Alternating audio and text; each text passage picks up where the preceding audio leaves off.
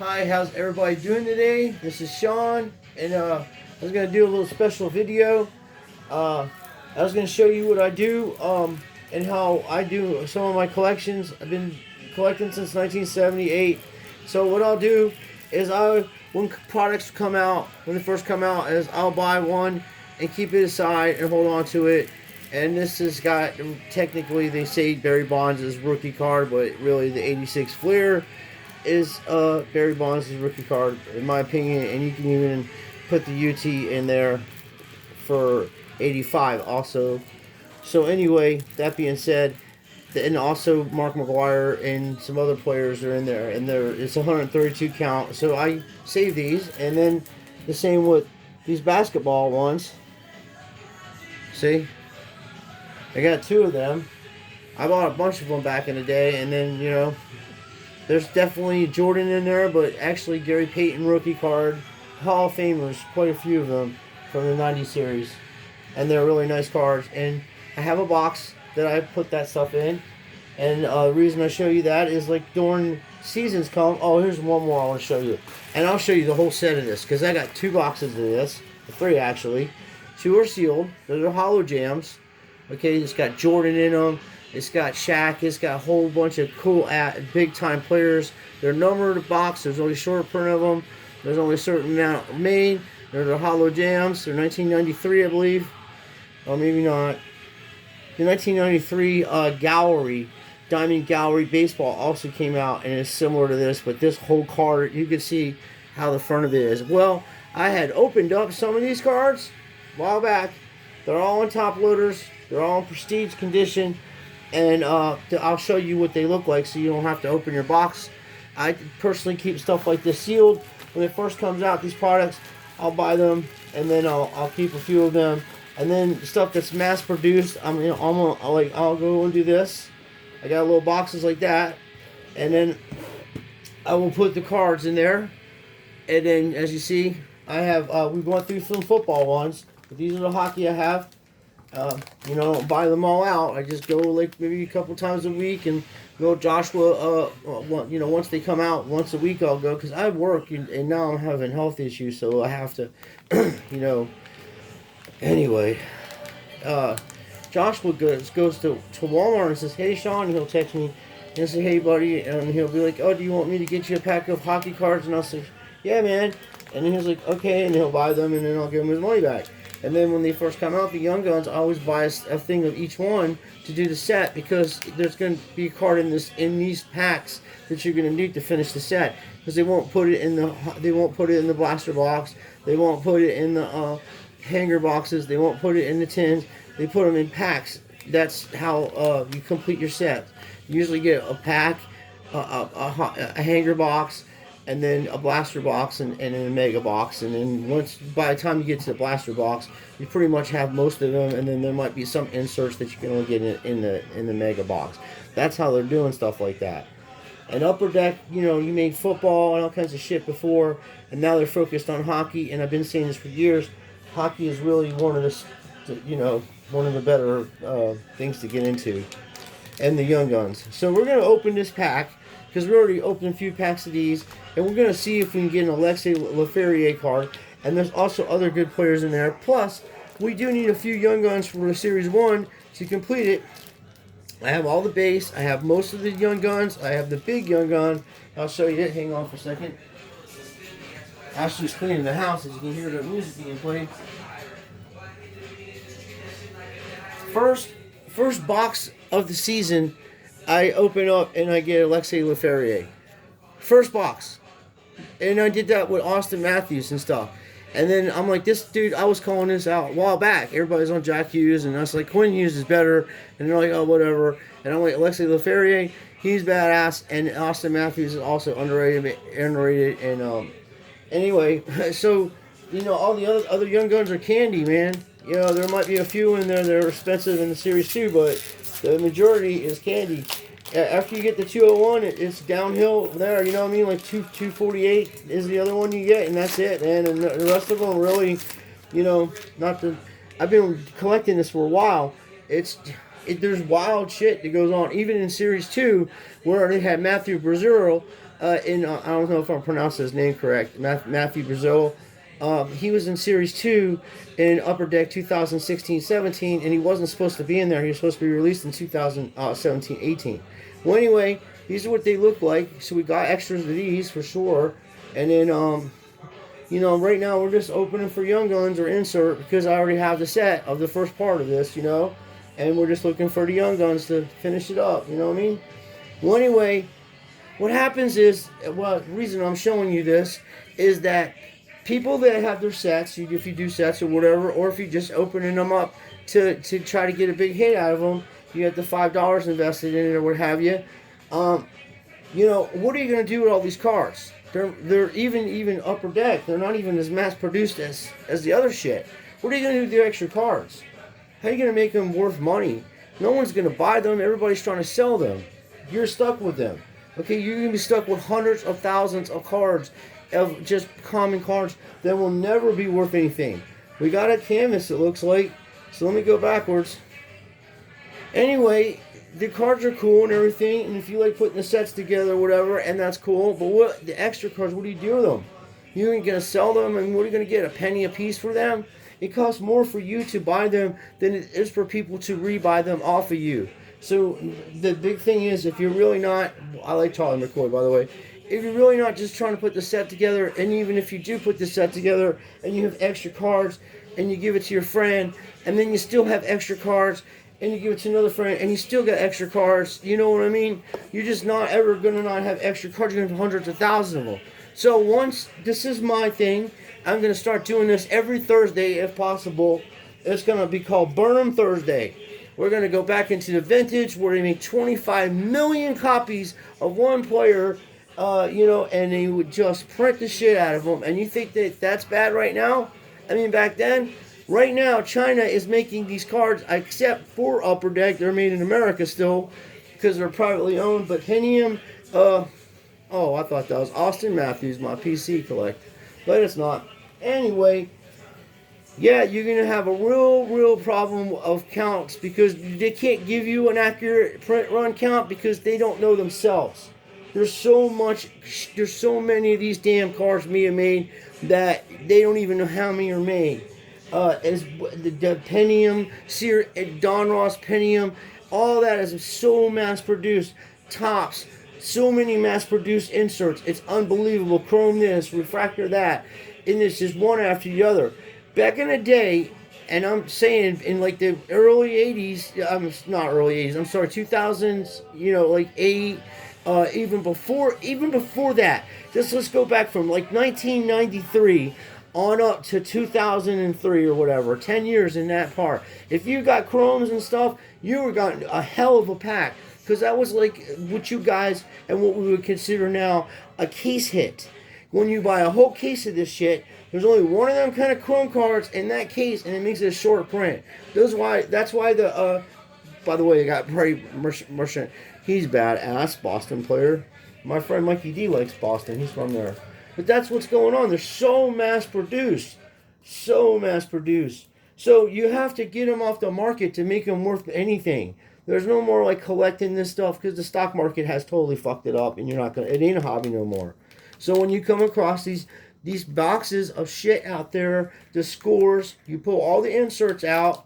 You put your set together if that's what you want to do. Pull all the inserts out, and after you pull all the inserts and get all the Hall of Fame players out of there and put that shit in a binder or penny sleeves, and that's the stuff you sit on, because even though they make shit tons of them, they're also nice. This is Series 2. They're Hall of Fame players, and they'll be worth more than the whole. Don't even worry about holding on to them. You know what I mean? But you could say you have a Hall of Fame player that's cheap. You know, rookie cards. Keep in mind, even Barry Sanders' rookie card, the 89's in that damn score. People are looking for that shit. It's not as, you know, the score. There were some things that were mass produced, but they were talking about the 1988 Topps being mass produced. That ain't shit compared to 1990 Donruss. Think of that. Think of Donruss and 88 Topps having a child. That's how bad 1990 Donruss is. Dude, they literally, and I'm not kidding you, probably have 15 million to 22 million player of the same player, and that's how many sets are out there of that shit. That's why I called them fucking jabs out on their bullshit.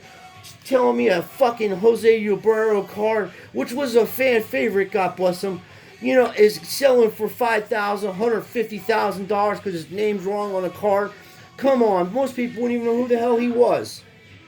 I'm a grown ass man. I know when people are trying to grift. I have to deal with these kind of people at work and straighten shit out. My friend got hurt at work because of fucking negligence and shit like that I called out on the job and had to write reports on, and nobody wanted to fucking listen to me.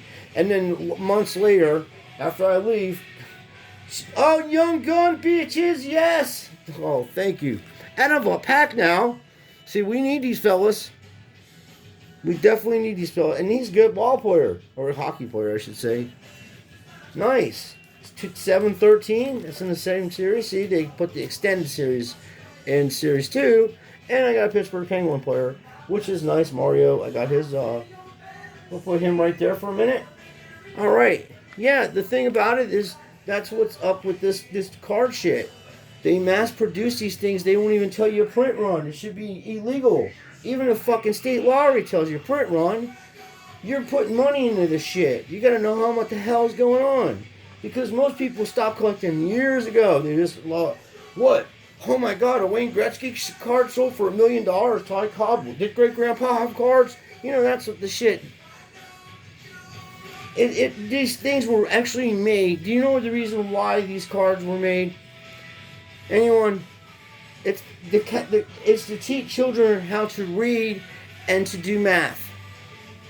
Because you read the names, you learn, even us, you know, because some of these names are foreign, you know, but no, and then you have the math, the average, to show the child how they come up with those numbers. That's how people used to do business back in the day. They didn't have computers. But it carried on, and now it's into where, how many goals did this guy score, and how much, oh, there's another good ball player, Nolan Patrick. And this and that, you know? It isn't about that. It's about how do you make your team better. I mean, you got Connor McDavid, the best, arguably the best player besides Sidney Crosby, in the National Hockey League, and this guy can't even he barely makes it into the playoffs, and when he gets in the playoffs, they get their ass kicked. And they lose big leads and stuff. So, even as good as he is, there's still major problems with that type of thing, because that system don't work or whatever. But his cards are through the roof. 2,000, 3,000, 5,000, you name it. Dude, it's over. If you could get a Connor McDavid rookie card, and you're going to get it cheap coming up pretty soon because the economy is going to crash. But if you could get a Connor McDavid card for under $2,000, like a PSA 10 or even a 9, actually, you wouldn't get a PSA 10 for that. It'd be a way more money. It'd be into, oh, God. But you could get it back at 9.5 for a good price, good deal. So I'm just going through these, and as I said, there's no sense of holding on to some stuff like this when I got extras of them anyway. And I'm gonna open them up, and then I'm gonna strictly start focusing and get my hockey collection straight again. And some of this, I think we got another young gun. Give me, no, say it isn't so. I don't know which one it is. Oh. I get nervous because they have the retro Alexei Lafreniere ones. And just like in Series 2, man, in Series 1, I got the fabric of Austin Matthews. I was killing that. If I was making videos back then of all the stuff, I literally won over 20 Austin Matthews. Dude, was the lucky, I mean, not at one time, don't get me wrong. That'd be like, oh, get the out of here, Sean. No, not at one time. But the trick that I've learned about Upper Deck Hockey to get the 201s, dude, you got to get out there as soon as they release the boxes. That's when they got the 201s in there. And then later on, they'll float around some other places. And then you'll find stores that just got mad hits in them. You're like, oh my God. But we weren't buying them out like that because we actually got the sets. And I'll show you. And the set is expensive, you know, because the Austin Matthews card. And I don't know if you guys seen the Austin Matthews card, the 201 in the series. But yeah, this is I'll show you both of these cards. This one right here is the 2016 201, okay? And then I have the Connor McDavid, but I have it in my safe. Okay, for what I'm saying, it's a reason, and it's not graded either. And then I picked this autograph up for 150 bucks when it first came out. And it's like, last time I saw on the internet, it's around 1,000, you know? And this on puck, auto on. It ain't like fiscally written like the Dak Prescott cards, which I'm going to make a video about that. That's wrong with their, that was some fucked up shit that went on with the fiscal autographs. I'll go into it with another video, but we do. I'm thinking it was a young gun in there. Maybe I was wrong. No, I saw the blue on the bottom and like that, and I thought it might have been a young gun. Anyway, we did. Like I say, you do, if you are putting the sets together, you do have to buy a pack to get the card you're gonna need. I've been doing this for a while, and I'm telling you, I've never seen a series where they have not. You're super lucky. Well, anyway, those are the cards I just showed you, are what you call. This is from a different series, but this is the series, the first series, you know, first autograph of his thing besides the 201 that Fanatic had.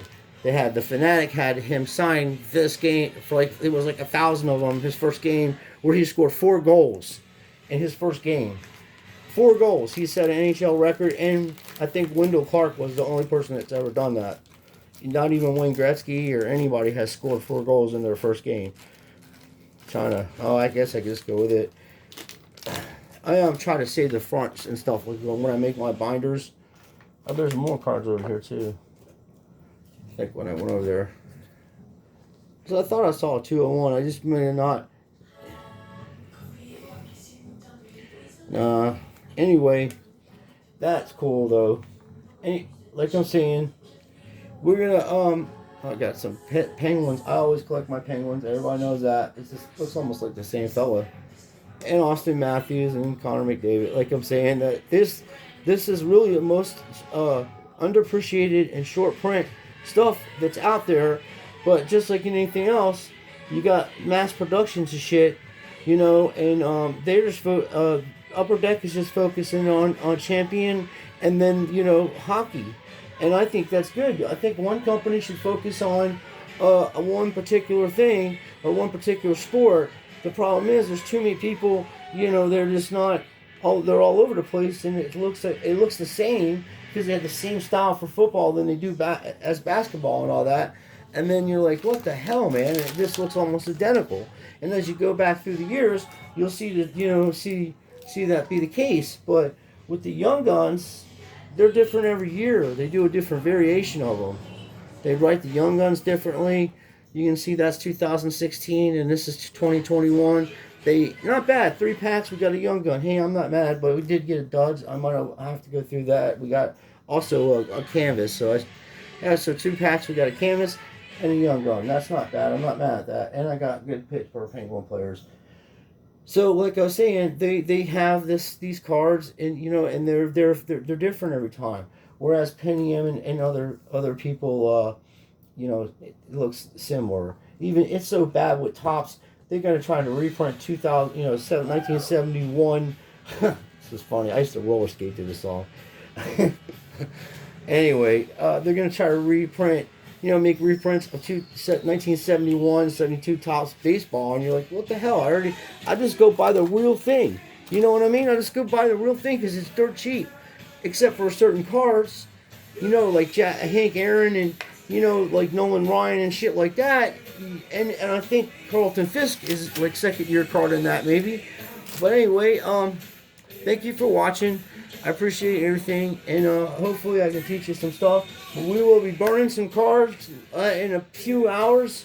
So this is every Thursday we're going to do Burn Card Thursday, so we don't hoard any of this stuff and become hoarders and have too much stuff. And I wouldn't want to give any of this stuff away to anybody, because the way the hobby is right now, I would feel bad if any of my friends got grifted, especially children, because there's too many scandalous grifters in the hobby right now, and everybody's getting a piece of this pie. Even this grifter Jeff Wilson is making a video of penning him, using physical autographs and having physical autographs at Dak Prescott, and then having to recall them back, and then the people that own them were supposed to give them back to get the real ones with the authenticity stamp on the back of them, either didn't do that or whatever. But at the Texas Dallas card show, there was so much. Didn't I tell you the grifting was going to go on? Well, that's what happened. These two fellas showed up and they got the same exact identical card, Dak Prescott auto. I think they were numbered at 10 or 5 or whatever. And the grifter made a good point. He's like, well, maybe all 110 of them are fake, because he's probably got a few of them himself. And he's like, well, shit, I put like fucking 50G into these cards. I hope the fuck this shit ain't fucked up. So this is how the grift goes. Since they fucked up on the cards, and they're going to push it off as, hey, this card is really rare, even though a fucking computer signed it, and it's not really Dak Prescott's real autograph, but the ones that are real autographs of them are even rarer than the fucking ones that you have that are physical autographs. So they're going to push that off as like, wow, man, you got a rare card. No, he doesn't have a rare card. You have a rare card. You have a card that's actually autographed by him on a fucking card itself, numbered to 5. That other shit is done by a fucking computer, and you and I can sort that out in 10 seconds as long as you read the manual and it says you got his fucking autograph. It ain't never going to make a mistake on it. Ever. I would break the machine. Don't let they try to just do my autograph. My autograph is fucking weird. When I used to sign tennis balls for the kids, I would condense my autograph to where it was legible. But it was funny. Oh man, that was the best times. Anyway, so there's so much mass production in this stuff, and it's made in China. And I have some other packs we're going to open up later on. These are 2018-19 NBA, and I just threw them in the box there, man. And then my little friend Joshua, Ashley's brother, my brother-in-law, pretty much, and he so I bought these off of him for $35 a piece. It's very high, very expensive. I paid a lot for them, but the kid was going on a vacation, and he's trying to do business, and I let him get something on me, and I told him he was grifting me, and he's a grifter, and I was going to dispose him on. Anyway, it's funny. He's a good kid. I love that kid. I'm blessed to have him in my life. Anyway, that's how I'm going to do this. So Thursday, we're going to go outside and take the fire pit and start burning scores, football, and everything else that was mass produced, and get the numbers down so I'll make your stuff worth more money. You can thank me later. Till next time, you guys take care of yourself, and things aren't as bad as everybody thinks they are. Just be yourself, protect yourself, look over your family, your friends, and do the right thing. And like that dude over there at Barkley Cards in California, they're doing good business. They've been around for a while. He calls himself the godfather of sports cards. Well, then I must be the great grandfather of sports cards. Just kidding with you, buddy. He exposed some people on these damn who the hell cards made them. There's these fucking graded cards out, and they're badass too. I have to give you credit, man. They made a nice looking slab. It was very attractive, but I wouldn't buy it for all the tea in China. I knew it was garbage. It isn't HGA. HGA's does good business, and from what I understand, you can't crack the cards open. Generation X or Generation Grading or something like that. I'm not sure the name of it, but they had a video where this kid looked like he's in his 20s. The older fella said, hey, crack that card out of the case, and he's like, bickety bang, fucking cracked it right out of there, didn't break the plastic, took the card right out of there, and he's like, and the other fella's like, oh man, it's too easy, gotta try another one. Did the same thing, even faster or as fast, had the card out of there, and then the other fella was like, yo man, that plastic must be all broken and cracked. He's like, no, put the thing back together. So now you got a 9.5, 8.5 that's out of that case. You can put a shitty card of that same card in there, glue it correctly where it can't come out. Next time they have to break it, and that's the grift. Don't you tell me that they don't know that fucking card is not going to come out of that goddamn case. Come on, man. They know that that's going to happen. And what they're doing intentionally or unintentionally is making it to where people can actually do what I'm telling them they're going to do and have been doing. Those new grading companies, their cards are fucking shit, bro. I made a video about this one question. My question was this: what are these slabs going to look like 5 years from now? Okay, because I've had this PSA card for a while, and I can't break it, dude, like that. I wouldn't even try to. It's numbered anyway. It's Ben Roethlisberger, numbered out of 25. A purple auto. Dude, he's a Hall of Famer for sure, 100%er. That's not fucking cracking easily. And I've had that shit, that's been in case since 2016. And this one's been in case for 11 years, dude, going on 12. This Antonio Brown's rookie card. I got 2 of these fucking things. I even got one in a Beckett. Them cheesy Beckett ones. I got one in there, and that case is better than the other shit that these people were doing. This is solid, dude. That's a number card. It's a variation, actually. I'll show it to you. But the point I'm making is you're investing money into people. When you go into the card shop, you're going to get pissed. They're going to be like, yo, dude, I'm going to have to, see, that's Carolina Blue. It was $12.50 back in the day. It's numbered, the same as this, the things in it. This is number 2. I have 2 of them. So anyway, the fact of the matter is, they knew it's a grift, okay? For all you know, the people that are buying their cards are in on the grift. They crack it out of the case. They got a brand new motherfucking card that's in good condition or whatever. At that point, you don't even know how the condition of the card can be. Serious talk. You don't know what the hell kind of condition the card's going to be in. If you could crack them the fuck up out of there, for fuck's sakes, GMA don't even make shitty grades like, hang on. GMA don't even make graded cards like that. And everybody's busting their balls about it, and I'm not saying that GMA's great or nothing, but I am going to say this. I got a few of their cards. I'll just pull one out. I was getting GMA to grade my cards, my hockey cards, my Young Guns, Austin Matthews, William Nylander, a Young Gun checklist, right? The card 250. This is solid. I can't break that one. I mean, I could break any one of them in half. My hands are strong anyway. That's made solidly, Is it moving around? Yeah, a little bit, you know what I mean? But it isn't coming out of the case like this dude was doing. I mean, for Christ's sakes, you gotta use a fucking... And then this Leaf one is like Beckett. Anyway, my Mario Lemieux, 4 out of 5. That's thick as shit, dude. You ain't breaking that. You need tools. I mean, I could probably snap it in half and fuck up the card or whatever. But I keep a lot of my stuff raw.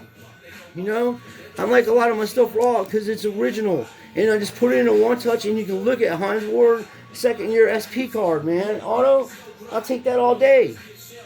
Fact of the matter is, those new cards, just because they look fucking sharp and they're badass, if this dude would put proper labels on and get in bed with these auctions, he would be all over these people. Because he could pump them out, bang, bang, bang, and he'll flood the market. But they don't want that shit. They want to gradually push that shit in. And don't think PWCC and PSA are still working together. Stop being so naive. Oh, holy vey. Anyway, I'm done ranting. I can only lead a horse to water. But I know one thing, we are going to be burning these fucking cards because I just don't want attachment to stuff that's got this much greed and corruption in it. It's not good for my health. It's definitely not good for your health. I am going to expose people. I have a nice collection. I build it like that. The extra cards, I'm not giving them away because I'm not wanting anybody to join this hobby because there's too many grifters. And until you and I, as a community, start cleaning house and getting rid of these channels, they're fucking propagandists. Like the sports card collector, the guy's a fucking propagandist. He knows the follies of his ways now because the results of what I was saying months ago are finally coming true, and now he's got a backstone to get back to where he can get credibility again. And the fact of the matter is, that dude, in my opinion, is one of the best actors I have ever seen on YouTube. The dude, if he should go out to Hollywood. That guy could fucking act.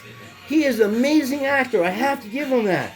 And if he's as good at grifting people in the stock market as he is as acting on YouTube, he must have trillions of dollars. But there's always somebody bigger and there's always someone powerful. That is a studio that fella's in, okay? You guys taught him what cards were expensive. His subscribers and his viewers are teaching him about stuff that he has no idea. He had no idea about it, but he got free education from you, and he got you to pay him to learn. The dude is smart. I'm way ahead on these people. I don't think other people understand.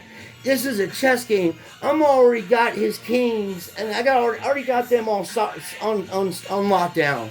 Game, set, match pretty soon. There is no stalemate. There ain't none of that. I already know what's up. And when other people realize what I'm talking about, they're going to know what's up too. It's stock market stuff. It's huge stuff. This is money laundering kind of shit that goes on with these cards. They ruined your hobby because they want that money, and nothing or nobody's going to stand in their way to get it. Different types of people you're dealing with. They think ahead of you, dude. They're like 5 months ahead, except for the factors of their inexperience with the card industry, and two, the unforeseeable thing that just happened. These unforeseeable variables that just happen. And it's how you deal with these unforeseeable variables that makes you who you are.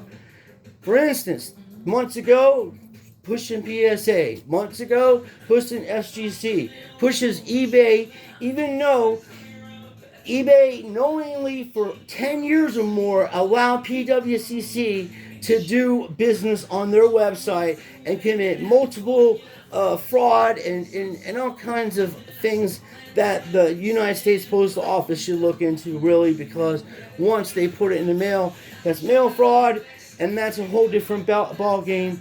That's federal shit. And if I was prosecutor, I would go through that avenue because there's more fines and there's more sentences that go with that. So that being said, the fact of the matter is, they've been doing this shit, these grifters, for years. And then when the coronas hit, God bless everybody that's been sick and passed on. And when that coronas hit, they already positioned themselves to get into the stock market and push these cards. Because you have historical cards that are out there. The 2020 Mosaic basketball and Mosaic football, first year Mosaic, during a worldwide coronas. Then you have Tom Brady going from New England Patriots, not even meeting with his teammates, and winning a Super Bowl. All scripted, all part of the thing, all part of the sports. Everybody knows each other. These folks are Hall of Famers, still in the business of grifting off of other athletes, and they help each other do that. It's all good, whatever. The fact of the matter is, because of all the things that are going on, nobody really noticed it, and now that things are slowing down and people are working and doing things and learning about things, they're realizing they're being fucking grifted by these lying scumbags. Nobody has enough money to go drop $2 million on a fucking sports card. That's money laundering. Where's the IRS to check out where this money's coming from? They did it to Al Capone. You wouldn't be able to fucking prove it. You wouldn't be able to fucking explain where that money is. Unless you try to do a loophole and say it was in the stock market and then it went back here and then I sold it to Joe over here and Joe sold it to that person and whatever. The fact of the matter is, the original transaction started this whole process of funneling. That's why these cards were up so high. They were using the money off of that and then dropping it back in the stock market. That's why Topps went on the stock market. You don't think Topps is not going to get into one of these major sports and do badass job? What if Topps gets into football? And then, and game, set, match, and then Pentium goes into just a basketball. And, and then you have, I don't know, a branch off of the other two companies. Maybe Fanatic goes into Major League Baseball and just takes over that, and does things correctly. They're not just going to get cards, dude. They might have Topps and other people make their cards for them, put them in the slab, have the people sign them, and put them in the slabs like they did the 201 with Austin Matthews, and that's an upper deck product. So, and then they do it with other people too that aren't even affiliated with that companies. I've seen the Fanatics use the Leaf style ones where they have, instead of it saying Leaf, it would say Fanatic, you know, and they may grade it that way. You may be able to send it in to them and have them do that. Anyway, grading is done until you find, you know, a consistent company like PSA, Beckett. They're all shut down again. They're on again. They're backed up again. The prices are off. But dumb fucking slabs that you could just go like that and break them out of, dude. That is nothing but a holder. And you can get 25 one-touches for like $39, which is a good buy. $39 to $41. You'll have 25 one-touches. You can put your cards in, and they'll be cheaper than the ones that you're sending out to get graded. And then when you get them, they may be loose and fall out of the box. Well, anyway, Josh just got here, and Ashley's calling me. We're going to do some card burning. So my next video, I will show you us burning some cards. Yeah. Until then, take care. What do you got to say, Josh? What's up, buddy? What's up? I just got back, so what's up, guys? Oh, your Uncle Mikey? Yeah. You doing the flyers? Yep. Now they're pushing flyers for the pizza joints. Yep. All right. Did you get free pizza? No. That's not good. I got $20. You got $20? Yeah. All right, man. Good job. All right. We out. Peace. Peace.